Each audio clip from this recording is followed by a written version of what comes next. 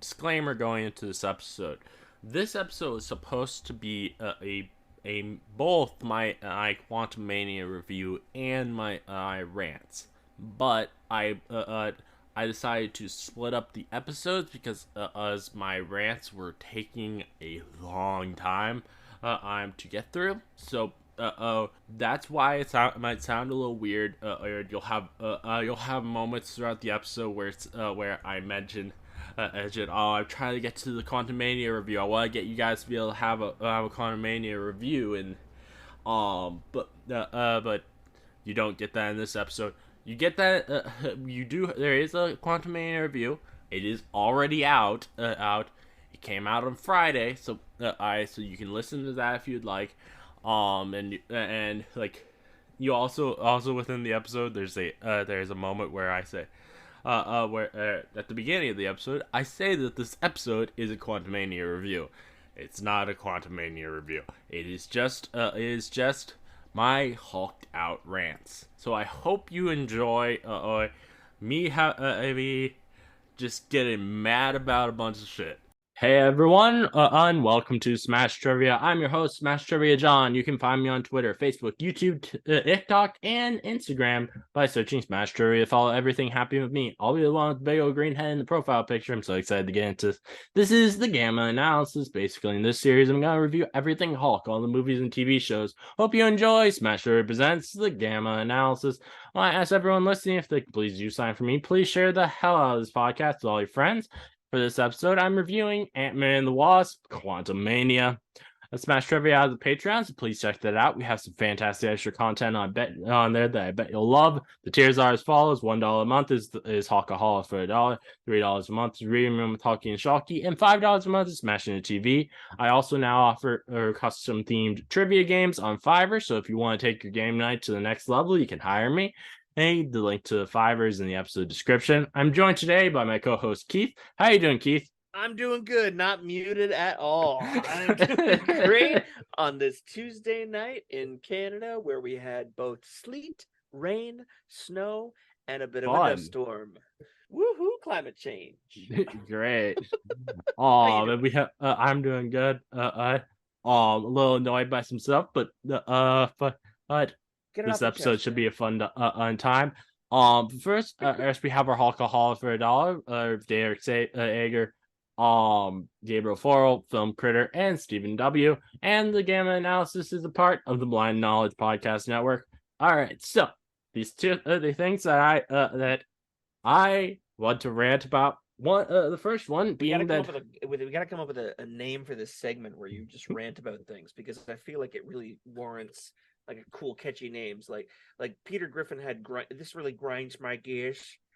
Like, this really grinds my gears. You gotta come up with something similar to that, but with John and with Smash. You want to um smash. You want to smash. You're yeah enraged. I yes Very I guess hawkish. I'm hulking out. There you go. Hulking out with John. Yeah. Okay. All right. Hit me. So What's pissing you off? I okay. People try to act like cancel culture is a thing. It's not a thing, but it should be.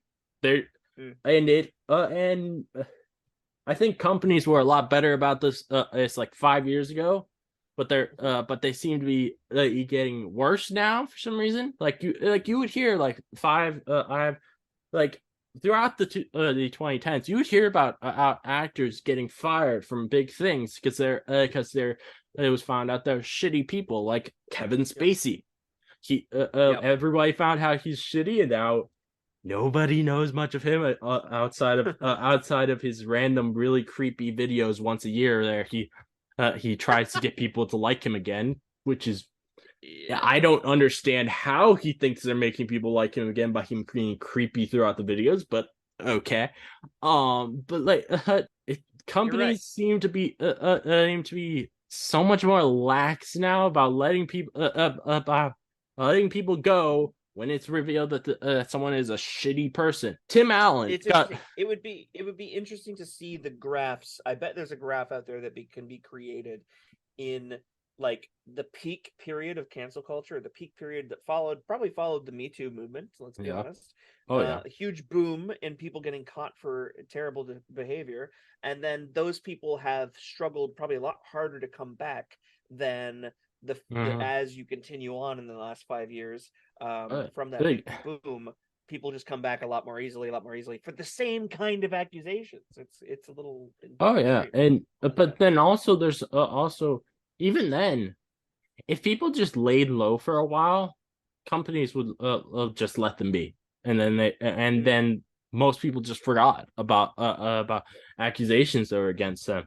Like there were accusations against the actor who was the star in Baby Driver. Do you remember Baby? Have you seen Baby Driver? Yeah, Anson something. Anson, what's his name? Yes, yes, I think Anson Eagle or something. Yeah, But there were accusations against him. He laid low for a while, and then he appeared in West Side Story for yeah. Disney, and Ansel nobody cared. Elgort. Yeah, Nobody cared. It's I'm and convinced no one at all cared about West Side Story, but for different reasons. But you're right. I did not understand why Ansel Elgort got away with what he was being accused of, uh, whereas Kevin oh Spacey, also in Baby Driver, yeah, eighth build, but still. it usually I'm able to handle watching a film where there's an actor who has done some shitty things being in it because I'm able to separate the art from the actor.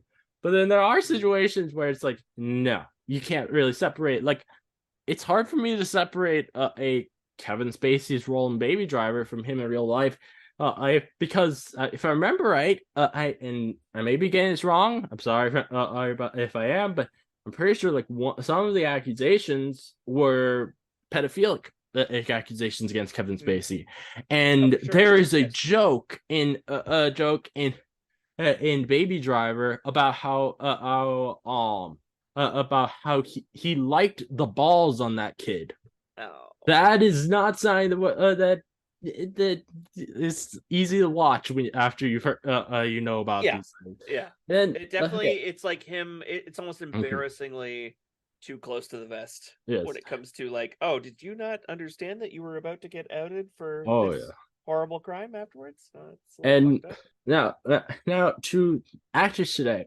We have Ezra Miller. There are so many shitty things that they did last year, and somehow Warner Brothers thinks it's okay for him to keep being the Flash, Ash in a movie this year, and not only that, but if the movie does well, there's a good chance that James Gunn probably keeps him on as the Flash in the new DCU, the DCU that he's making. And that's kind of messed up. And then you have It like is. Tim Allen, who he was already a shitty person for years, Yeah. but then I think it was like last month or something. I he got accusations that he's either last month or maybe the month before even there were accusations that on the set of Home Improvement he flashed his penis at Pamela Anderson and then and like within a week or so it was He denied it.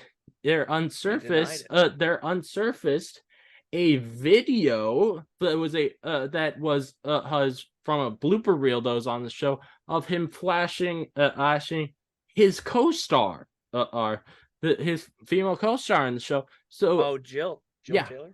yeah, the actor Damn. who played Jill Taylor in that. And it's so I'm pretty sure, or if he flashed her, then most likely he also did with Pamela Anderson. Yeah. And Yeah. Disney, in response to that, didn't think, oh, let's remove him from and from the Santa Clauses is that we renewed for season 2. No, we're going to keep him on that, but we're also going to give him Toy Story 5. Like, what the Wow, fuck? really? After he got booted Yes. from playing Lightyear. After that, That's they announced Toy Story 5, and then wow. he put something out on his page saying he's back as Buzz, and Deadline reported it as true, which is like, seriously? What the hell is going on with Tim Allen and Disney that they are willing to do this? I'm brimming with responses, but it's a lot of responses. Some of them you're not gonna like. Okay. You ready to hear them? Okay. You might like a little bit. I'm just trying to explain. For my opinion, my thought process on this is Ezra Miller. Most of his crimes, let's call them crimes, call them what they are Yeah. very recent, right? Yeah. They are post Me Too movement, which is no excuse, but it contextualizes for me a little bit. I don't understand why they think that it is profitable or why it's smart to keep employing him when they have fired so many other people from the roles that they created. Yeah. They spent a lot of money creating for the DCEU. They've deleted most of them. So why wouldn't you do a full slate thing? And I can only imagine, if I'm playing devil's advocate, I can only imagine, until you said what you said about him getting further deals, that they are going, okay, the thought process is the producers, the creators, the writers, whatever, everybody put a good bunch of work into this project or the Flash movie. Yes.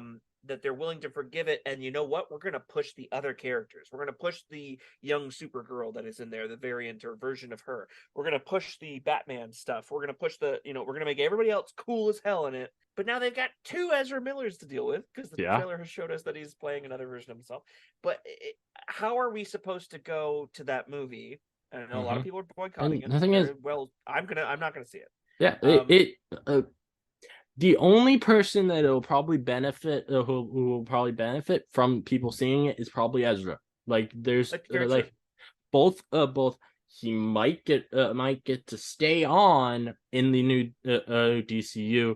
But sorry, I said he. I mean they, because yeah, I know. Yeah, I was very impressed that you're respecting their non-binary status. They not only might get to keep on in the role in the new DCU, which not only that being because the film may do well, but also because I for one think that the people who are going to stay on are people who are friends with James Gunn and have worked with James Gunn.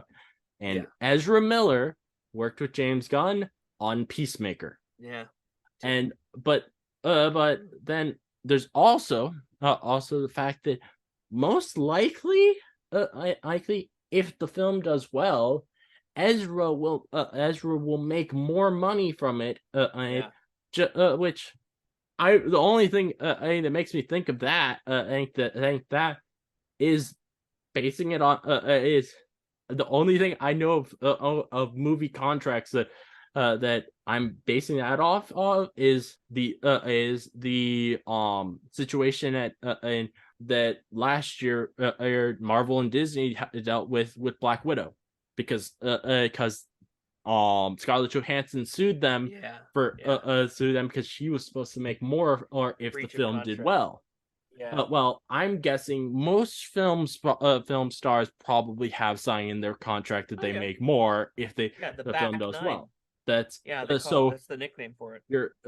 So the basically the only person who's going to benefit from it is if people go see it is Ezra, and if the film flops, no one who worked on it is going to think it was because of them. Oh, very true. Very true. Because they all know what Ezra's done. There's no way anyone in Hollywood doesn't know what Ezra's done at this point. Because it's like, imagine the trailers we've seen, at least that I've watched. I imagine what if I liked the person in the lead role. Mm-hmm. That movie looks cool. It looks interesting. But because I'm gonna know, and I have more and more difficulty separating the artist from the person, and for good reason. And I don't think people should be able to compartmentalize sometimes, because when a person's done as many wrongs as Ezra Miller has, then they should not want to support their work. They should not want to put money in their pocket. So it should go down as just don't see it. I love the boycott idea. I'm full support of that. I don't get how someone could know what they've done, Sorry, Ezra. I don't even know what they've done, and then still go and enjoy because they're playing a hero, and it's similar in the way that we're talking about Tim Allen. He's playing literally the big pop culture version of the nicest man on earth. He's playing the nicest person on earth by playing Santa, and we know these things about his past. The excuses I give, and they're not really excuses so much as contextual. What I mean them as is contextual rules in pop culture. Is he did a shitty thing back then? If he did it today, it would be different. It is different. It shouldn't be different, but it is different. Do you know what I mean? Like back then, an actor was on top of the fucking world. They thought they were untouchable, and they went on in their lives thinking that way. And he's a guy who's struggled with cocaine. He's already had this mentality of I can get away with anything, and sitcom stars used to be the shit back then in the 90s. Like if you had a sitcom that was as popular as Home Improvement, you were untouchable. It was like the last sitcom that has been like that is The Big Bang Theory, and you don't see Sheldon. And I think it's also that stuff. just back then people didn't care about care Well, if someone was shitty. If someone was shitty, even if they did know, they wouldn't care. True, and that's what I think it's sad that people had to change like that. Think of it this way though, like there's a lot of people who you hear somebody does something wrong and in your heart, okay, they did something wrong. I don't want to support that person, especially if they don't apologize to it or whatever. But the spread of and what cancel culture in its best term, which I know is not the term that anybody wanted for it, people who believe in it don't want to talk about it as cancel culture. It sounds so frivolous and silly. But if a group of people and then the mass bunch of people and then the majority of people, because of the internet, start telling you what you did was shitty, you should be ashamed, then they start to believe it themselves. Everybody who was kind of on the fence and kind of centrist about it starts to believe it too. They start to feel the mob mentality, which it shouldn't take. Believe me, I truly think it shouldn't take this, but in a lot of cases it does. And so the mass audience of people who now see what they're doing because of the internet, not only do they see that, but they see other shared stories of first-person experiences of that kind of thing, even if what this person shared wasn't Tim Allen that did this, but they shared what this guy did. And no one has ever read a story of experience like that before because the internet didn't exist in the common household in 1993 or 1997. Like it's like that kind of impact that it has is important, and it's a huge difference. So I'm not saying that what he did was cool at any point in his career. Flashing someone is not cool. It's not okay. What I'm saying is that the mob mentality in his day would have been, I'm on top, I'm cool as shit, watch what I'll do, ha, show his dick. And then he's thinking, I can get away with that, no problem. They're just gonna know I'm kidding. And it's like, no, what you just did was show a person who was uninterested in seeing your penis. And now you've probably scarred them sounds emotionally. Like it's similar to the response that onset. I don't remember the name of the person, but after being fired from the Goldbergs, one of the actors from there, he was like, "Oh, I just thought I was being funny when I did these things on shit." I think it might have been like the dad. No, Jeff Garland. Yes, I believe Jeff Garland is it. Jeff Garland, you fucking idiot! He was like eighth fiddle on Curb Your Enthusiasm. He had everything going for him by hitting the big shot on the Goldbergs, and he fucked it up by doing something stupid like, oh my god, Jeff Garland, you fucking moron. I hate when people don't know how good they have it, and then they mess up because they think they're being funny with something so fucking repugnant. It's so stupid. If they knew how the other half lived, if they remembered what it was like to be starving or be working from paycheck to paycheck, and then they'd understand, oh, don't do this thing you think is funny. Think for a second. Pause. Like, it's so crazy to me that anybody in Hollywood does these things, because it's like, why are you risking your entire career just to be a shitty person?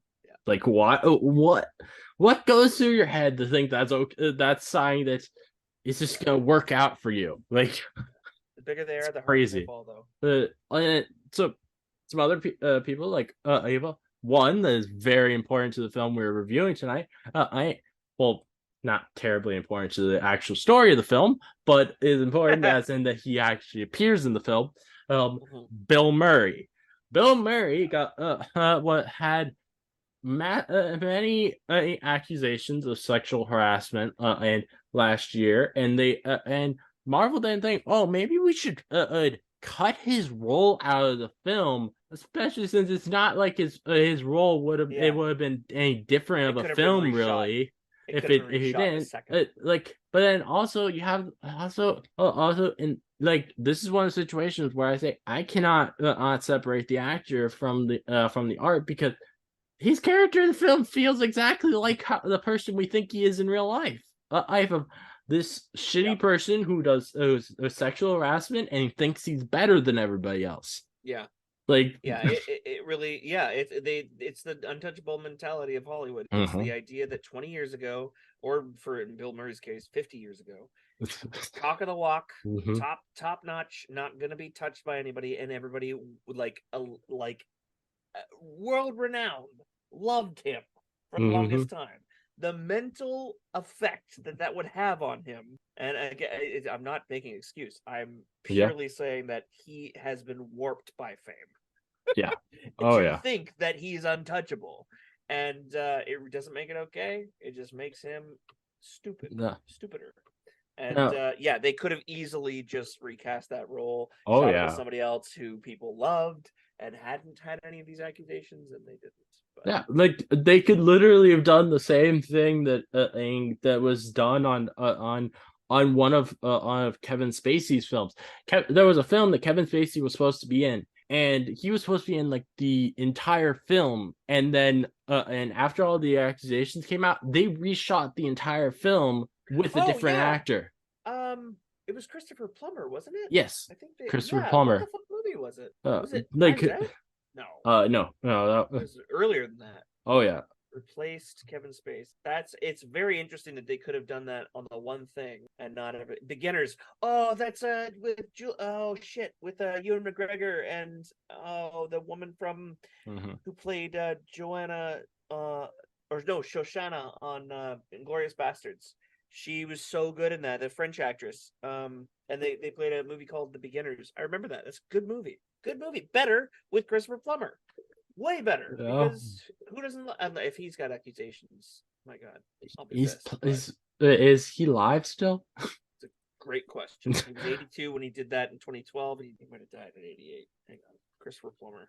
I think he did. I think he did pass away. Knives Out might have been his last Canadian. I forgot. I fucking forget how many of them. Yeah, Christopher Plummer died in 2021. Oh, And so I'm gonna find out tomorrow. the That this film guy's you been much death. mentioned and you said was in 2012 The because Beginners. because what he replaced as Kevin Spacey in was after Kevin Spacey was had all these accusations come out, which was Yeah. like 2016. Did I'm really? pretty sure it was all the money in the world. Is what it was. Oh, Let me see. yeah. No, it did.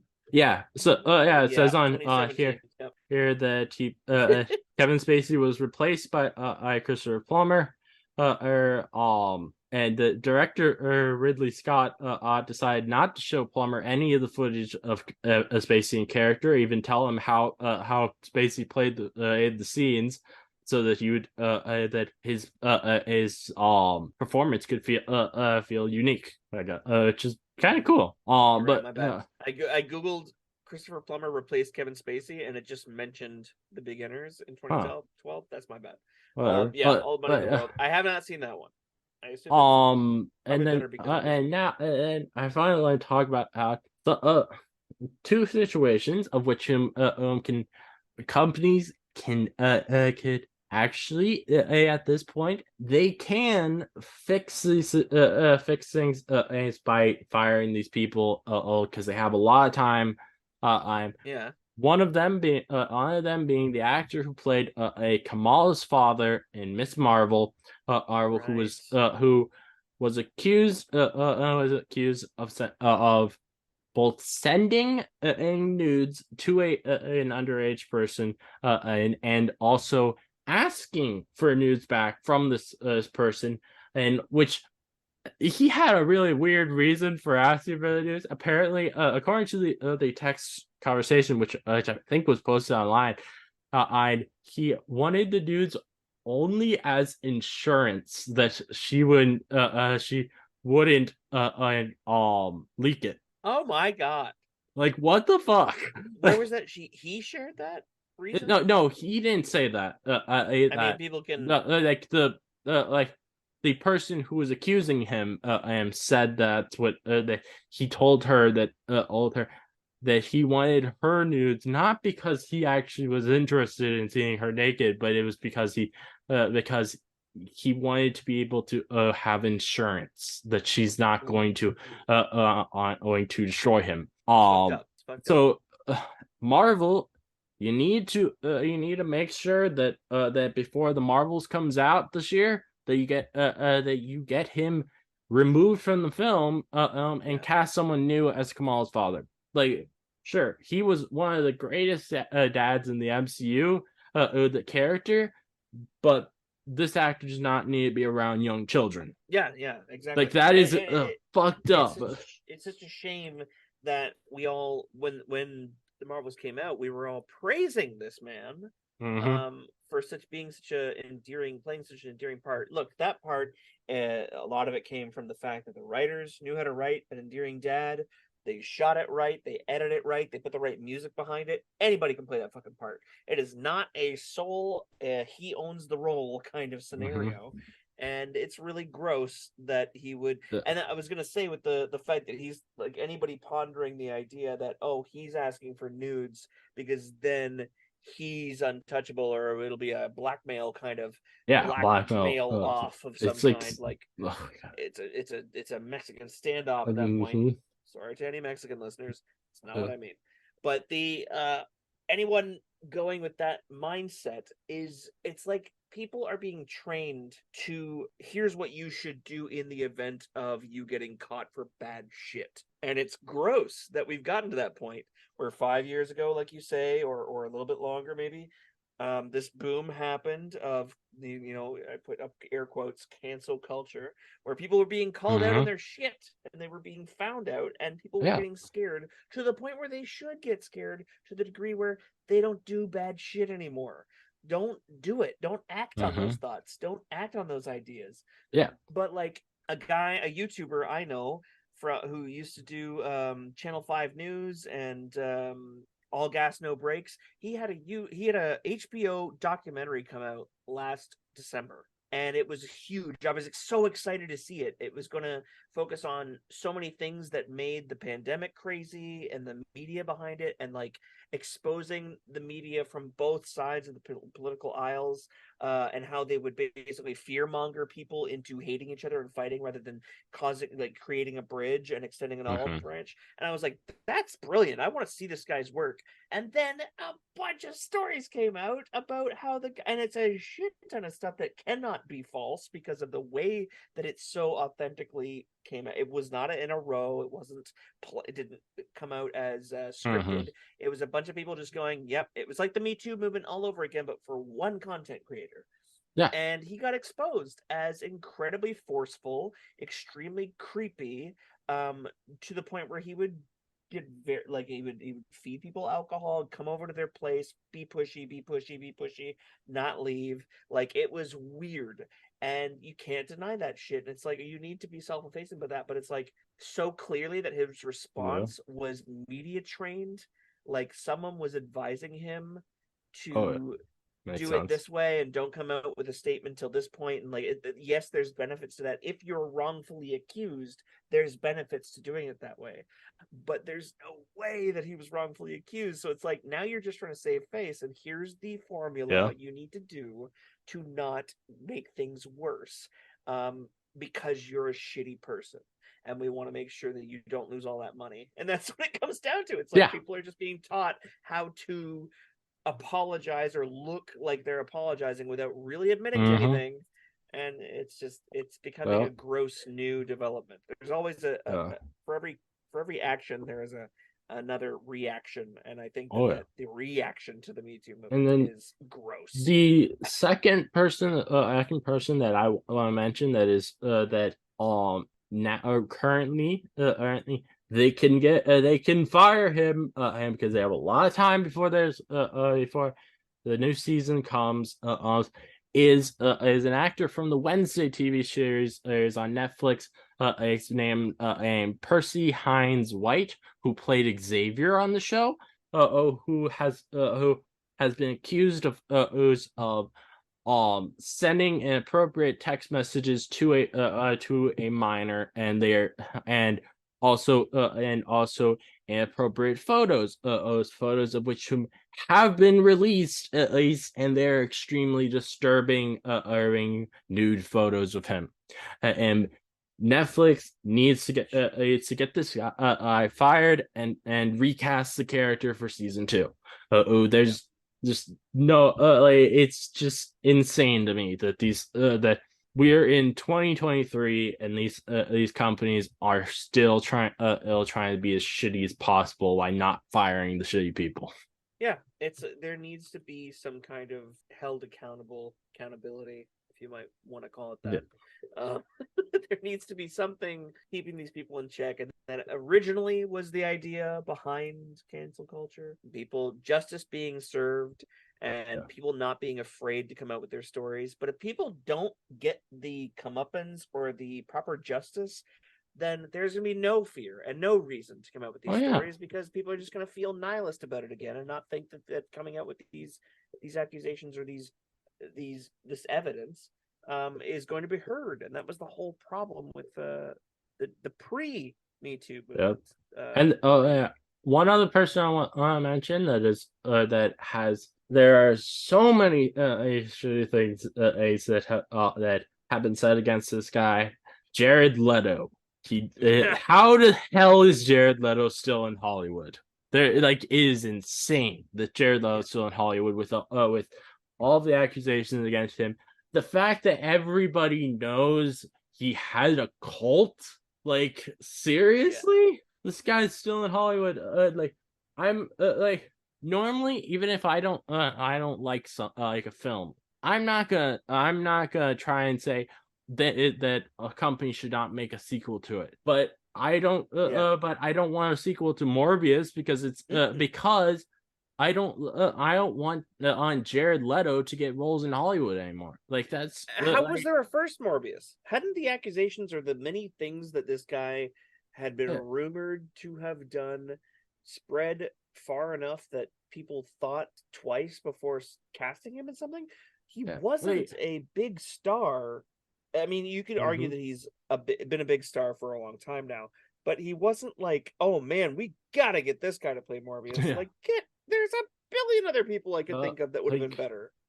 I'm gonna be I will be pissed if James Gunn brings back Ezra Miller in his new DCU, but at the very least, happily, he's not gonna bring back Jared Leto as Joker. There's no Joker because he is one of the only people in Hollywood who's willing to call out Jared Leto about all of his shit. Good. He has made multiple posts about saying how he will never work with Jared Leto, and he's made jokes about how Jared Leto text underage girls, and the fact that to me is Jared Leto has never ever thought I'm gonna try and take him to court for defamation or whatever it is because anyone who has not done these things that he's been accused of, if you haven't done these things and someone with as much power or an influence as James Gunn is making jokes about you doing them, you would go you would take them to court because that is hurting your reputation. Also, it's He like most likely yeah, he most likely knows that James Gunn has actual proof. if you've got the evidence in your corner or proof in your corner that you didn't do these things, or you can at least say to the other person, you don't have any evidence because I never did them. Wouldn't you want to go for James Gunn's money? Yeah, like that's You know that's what I mean? why I Like, was be saying, like, I'm like, going to sue you why for would you? defamation. You got a shit ton of money. Let's take your money because you're The lying about me. fact that he's never responded to any of the things that that James Gunn has said, it's very telling. Kind of tells me, there's some, that there's some truth to these things. I'm wondering about the Ezra Miller thing, whether or not that, and it might not. It's obviously not just James Gunn that's having to deal with this. I'm sure that the contracts that Ezra Miller currently has are signed with somebody else that is no longer there, or is still there but in the background. Because yes, as much as power as James Gunn has now, I think that he is also maybe 30% a figurehead. He is bought as he was purchased in a way to be a guiding light that a lot of people had faith in for the DCEU, but he probably, I think they're waiting for the movie to come out because they're contractually obligated to not say anything more and not comment and not do this, not do that. And then legally, after the movie's out, I hope and I think that they will do the right thing and get rid of him. And Michael Keaton and the girl playing the Supergirl in the movie, and all these other actors that can be involved in something that maybe some people will see. I think a lot of people will probably still see it. Yeah, but probably, because will have its impact. Because most people who are online don't know about the things that Ezra Miller did. Yeah. And that's the thing I was going to say about the guy who did the documentary I was talking about, is he started as a YouTuber, and YouTubers make most of their impact on YouTube and Twitter, and in those two spaces.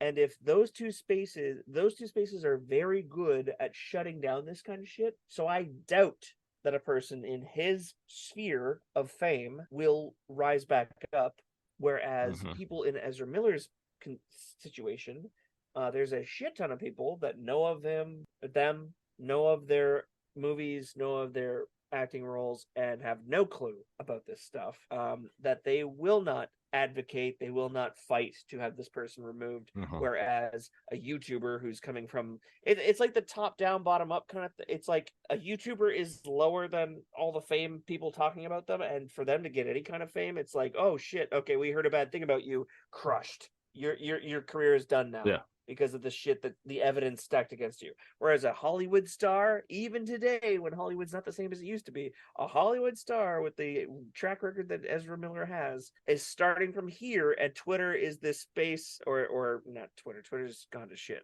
Social media, the internet in general, all these different places that are talking about and spreading the word that this person did something bad. It's not affecting them as much, and they're bumping up against it. It's like it can have an impact and it can swallow and overtake.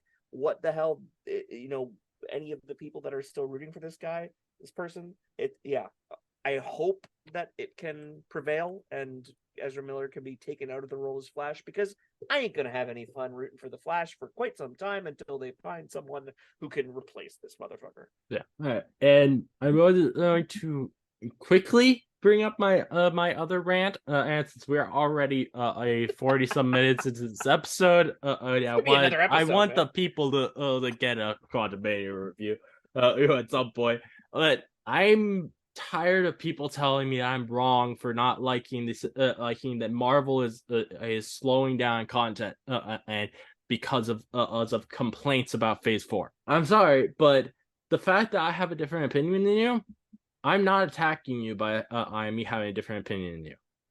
You want to see more of what you like. Yeah. I think I do not think this is gonna be good for everyone, because quality over quantity. I hate that phrase now. After the amount of time people have said that phrase, it's so stupid. I have not been seeing your interactions with people. I am sorry. I didn't know that people were coming at you that much about that kind of rhetoric. The fact of the matter is, Phase 4, or it was not worse quality than previous phases. It was just that that they made content for different parts of the fandom, and just because one person doesn't like something does not mean is worse quality. It just means it's not for them. It's for a different part of the fandom. And also, but also, I think that people have gotten a lot more critical of Marvel after the masterpieces that were Infinity War and Endgame. They think every film that comes out now and every TV show that comes out now needs to be that quality. It's like no, it doesn't. It doesn't have to be. You need think about someone who in the early 2000s or the 90s or even the 80s. They would kill for having the quality of Marvel films we have now and how many we get now. A Marvel fan back then, they would be in heaven and with the what we have now. Like people have gotten way too overly critical of the old Marvel, and they're not being happy for what they got when it's they should be they should not being grateful for what they got. And I hear people trying to say, oh, the Marvel is going to make these things have better quality by them taking longer on each project. If delaying projects increases quality, why is Morbius not the best film of all time? Why is Dark Phoenix not the best film of all time? How is that? How is delaying films supposed? How do you still believe that delaying films is just going to magically make it be better quality? That's just not how it works. A lot of times, delaying films usually makes films worse. Actually,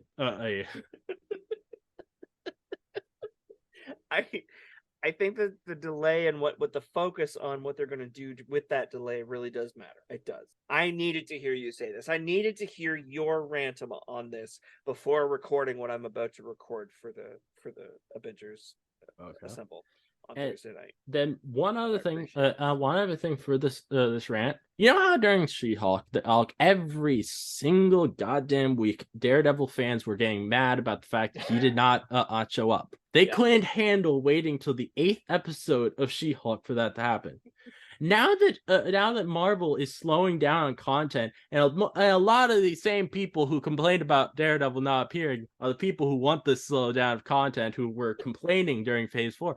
How long do you think it's gonna be before they get to see Daredevil in Daredevil Born Again? They're gonna when is it supposed to come out now? Marvel hasn't actually announced or release it, but just based on they're now planning on only putting out two shows a year, and with the stuff that they've already started filming, and Daredevil has not started filming, they have stuff they've started filming, finished filming, and both live action and animation. They have enough content through like the end of 2025 if they're only doing 2 shows a year. So you might not be seeing Daredevil Born Again till 2026. Daredevil Born Again is going to be filming this year, and it might not come out till 2026. That's a long time to sit on a project. That's a damn long time. And also it's going to fuck up the timeline. It's going to really fuck up the timeline because they're filming. It has been said that Daredevil Born Again is going to be filming starting next month and going through November. And if it doesn't release till 2026, then that's going to be smack dab in the middle of Kang Dynasty and Secret Wars. How are you going to they haven't finished writing both Kang Dynasty and Secret Wars, so we don't know what the landscape of the MCU is going to look like. And so the writers of Daredevil Born Again aren't going to know that. So it's going to so the show will probably come out between those, and it's going to and people are going to be like, how does this work in this world that's probably going to be broken? There's a lot of speculation that most likely after Kang Dynasty, the entire time till Secret Wars, we're going to be like in a battle world sort of thing where there's where it is a combined reality with characters from a bunch of different universes. That sign has happened in the comics, so it makes sense if that's how they take it. There's no way that that the Daredevil writers are prepared for that. This time I am back. will have been able to prepare for that. It's very true. And and like honestly, you're if I think though I hate that they're slowing down productions. I would say after how annoying the Daredevil fans were to me because during She-Hulk without how they I every single day during She-Hulk I would get people responding to tweets of mine saying I'm only watching for Daredevil and where's Daredevil and stuff like that, and it's like I think you kind of deserve what you got of the of it not going to be for a long time to get Daredevil done. Boom. Yeah. Dude, And I think you made a lot of really good points. I imagine you probably have a very different opinion on that, and that's fine. You can. I just wanted to get that out there because I'm tired of people telling me I'm just wrong. I'm like, no, I have legitimate reason for why I feel this way. A lot of people who would say who said like, oh, Marvel should focus on quality over quantity. I'm pretty sure they meant and they wanted shows that were the shows they wanted to see and not the shows that they didn't want to see. And it's and that and I'm sorry, but that's kind of fucked up of an opinion of and you shouldn't be taking away content from other people that other people want to see because you don't want to see it. Yeah. Like a lot of people like a lot of people including I'm pretty sure you don't really care about What If season 2, but there are people who do want to see it, and it was I'm pretty sure finished last year, but now because of the things being slowed down, it's probably not gonna premiere till at least next year. Yeah. That and like I know particularly that Marie she's not gonna like that because one of her favorite characters is Captain Carter, and so she's not gonna get to see that till next year, even though it's so. And then you also have the Marvels got delayed to November, which is which pisses me off not just because I'm slowing down content, but also Miss Marvel got delayed like 4 times or something. And now a second project starring Iman Vellani is getting delayed. And it's like I know they're not doing this to spite her, but it's but still that's annoying that that multiple projects she's been get delayed.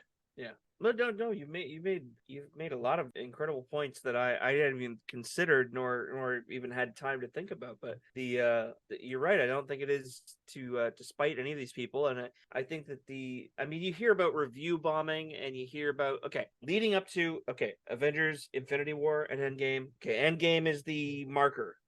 Even you could say the end of Phase 3, which would have been Far From Home. Yeah, Far From Home. That's the marker. What do all the people from Far From Home backward have in common for the most part? I'm going to tell you 2 things. One is the majority of them are men. The other one is the majority of them are white. Yep.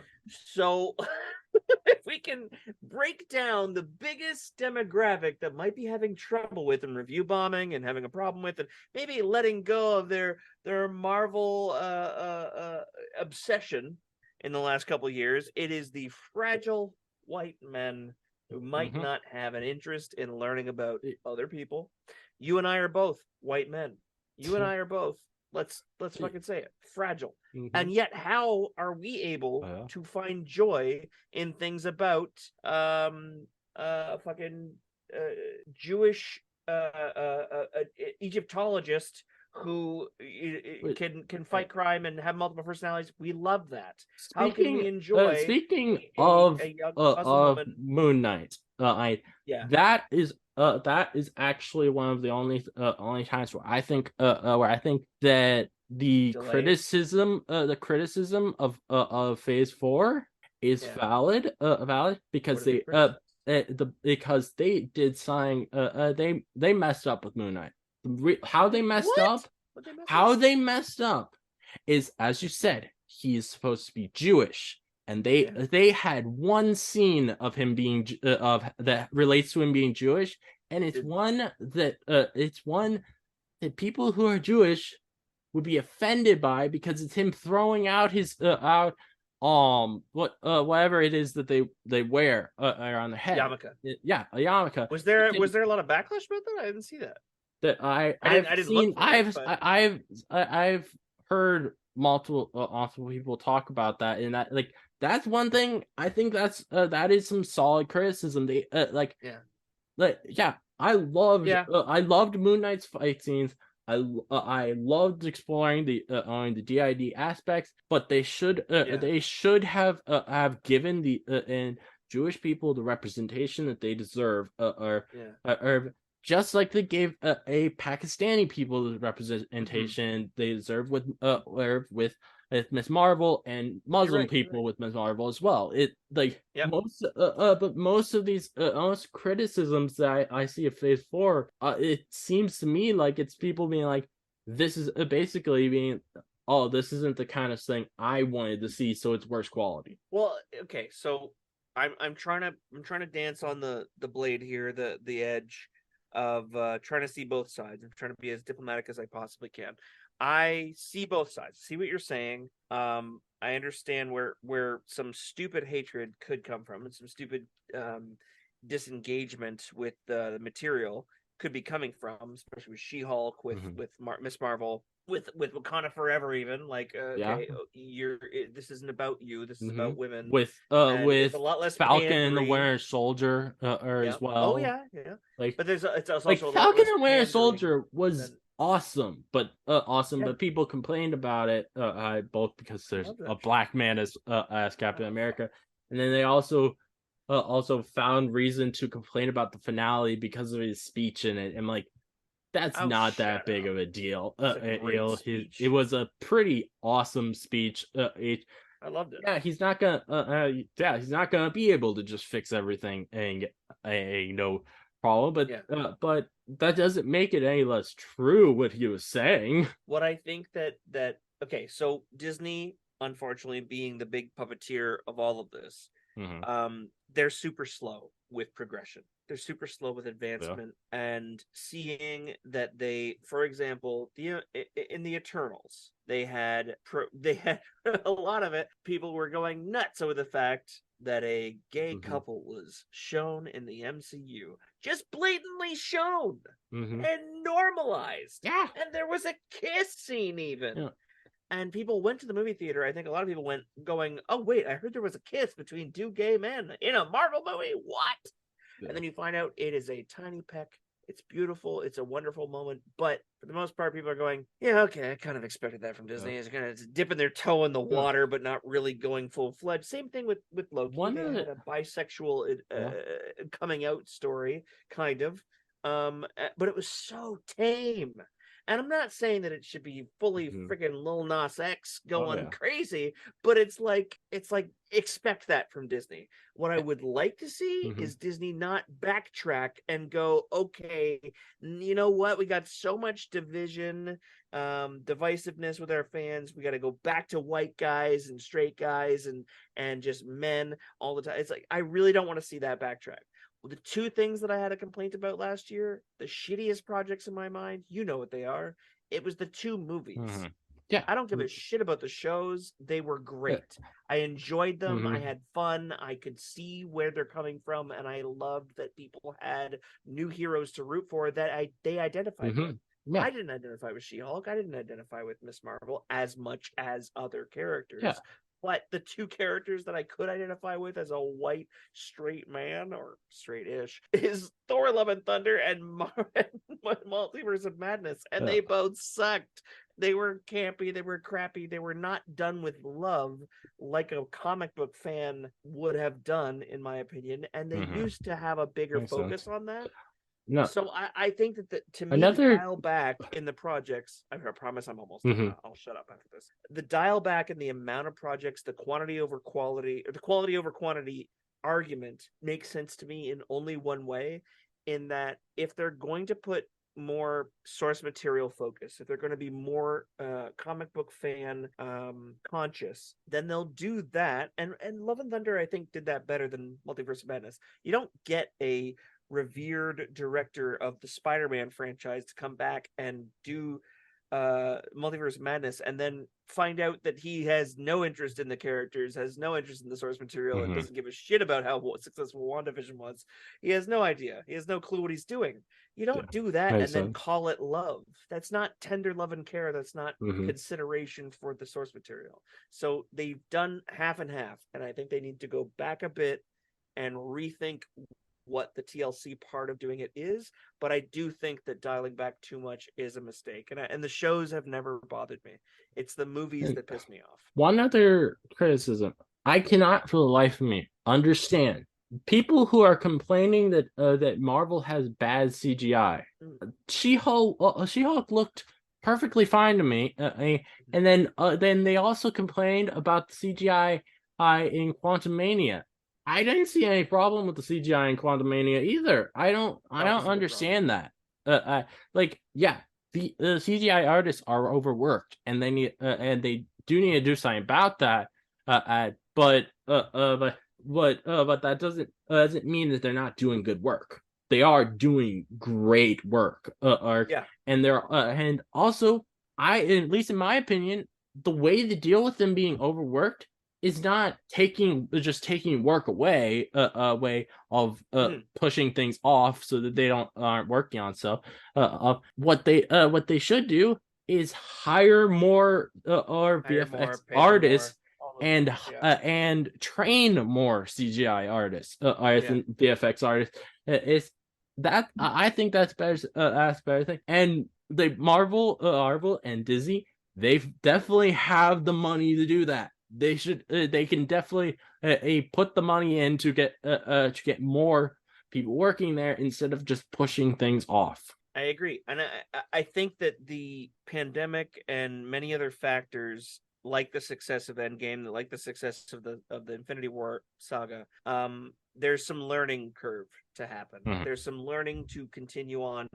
If they can't produce great work in the amount of time that they're pumping things out visual effects wise, then if time is the only thing feasible for now, then maybe they can regroup and then go back to putting out more content. Maybe they will gear back up. But what they don't want to do is overwork the people, piss the people off who hear about it, who are fans and would rather like Marvel and what they're doing, and instead they're overworking their VFX artists and making them the martyrs in this situation, and then also pissing everybody off because the VFX aren't that good. It's like there's a lot of factors, a lot of spinning plates going on, and yeah, I agree. There was the other thing too is the She-Hulk VFX, the Quantumania VFX. The people who are review bombing, the people who are mad to begin with, the people who have anything that they think is rightfully rightful to complain about, it's gonna conflate and it's gonna compound, and people are adding on anything that they can think to complain about. And Yeah. honestly, if you'd asked them, if It- you'd shown them She-Hulk even 3 years ago, the VFX in that ended up in the final product, they would have been blown away. They would have been mesmerized. They would have been like, yeah. "Holy shit! How'd you do People that?" people But just people want to get on board the Marvel hate train. yeah, They they do. because it's popular right now to hate Marvel, and it's like Yeah. that's so stupid. You should try to enjoy the things as you watch instead of wanting to hate them. You know what another big problem is? Culturally, zeitgeist wise, people love an underdog, and Marvel has not been an underdog for some time. When they started out, they were just starting out, those big Hollywood bigwigs who said superhero movies would never be art. They would never be as interesting or as respected. And then it just grew. You wanted them to do better. And then they put love, they put thought, they put care into them. Now they're the Yeah. bigwigs. Now they're the top. They are making more money than any other movie, and people don't love the bigwig. They like the underdog. And so DC gets a little bit more fame. They get a little bit more traction with things like Peacemaker, things like the other Justice League, things like the Zack Snyder version of, I'm not even gonna go there. But the Harley Quinn cartoon, like, people are liking DC property more because it's getting good, but also because they're the underdog. And so things, when they have a recession of sorts and die in popularity, they have a big boom again. And so Marvel will bounce back.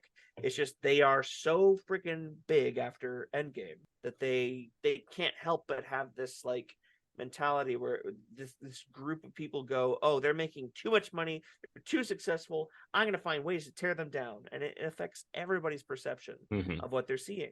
And they look for flaws. They look for any flaw that even might not even be there. So the CG in She-Hulk, not my problem with She-Hulk. Do I have a lot of problems with She-Hulk? No.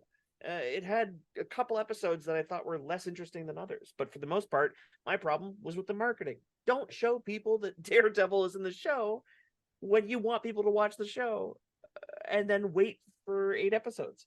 Don't show them that. Like, hint? I wouldn't even hint. I wouldn't have even hinted because the surprise would have been so much better. It would have been so cool because I was going to watch the episodes anyways. You know what I mean? Like, getting delighted by the even Wong. Like, there's all these guest stars that are in it. Just show me that She-Hulk is coming out this date. Guess what? A bunch of people are going to fucking watch it. And then after the show's aired, or maybe this many episodes, then start advertising a bit more. Show a bit more of what we've seen and what people could tune into. Don't tease that Daredevil's going to be in it from the impetus of the That's my rant back. I hope that made sense. I think that's about that's all we want to rant about. So I'm gonna finally let you guys listen to some Quantumania review. Well, we're gonna do a whole episode of Quantumania review now. Do you want to just do it? Do you want to just do it? Just have it be the rant being the whole episode? Ooh, I don't know. I don't know. I mean, we could take like a 2-minute break or something and then make 2 episodes out of this. Okay, I don't know. That's fine. That's fine if you want to do that. Yeah, I feel like people are probably wondering about this shit anyway. All right.